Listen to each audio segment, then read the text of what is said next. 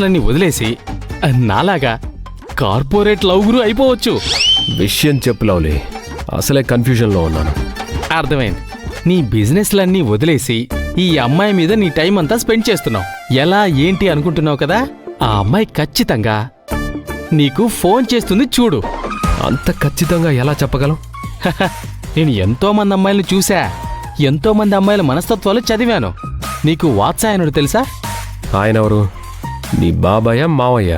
ఏయ్, అలా అనొద్దు. స్త్రీల గురించి వాళ్ళ మానసిక శారీరక లక్షణాల ప్రకారం రకరకాల జాతులుగా వర్గీకరించాడు. ఎలాగెలాగా? చెప్తా విను. పద్మిని జాతి స్త్రీ సకల శుభ లక్షణాలతో ఉంటుంది, సాంప్రదాయంగా కూడా ఉంటుంది. చిత్రిని జాతి స్త్రీ పద్మిని జాతి స్త్రీ అంత కాకపోయినా కోపం ఎక్కువ. వాస్తిని జాతి స్త్రీ రాక్షస లక్షణాలు ఎక్కువగా ఉంటాయి.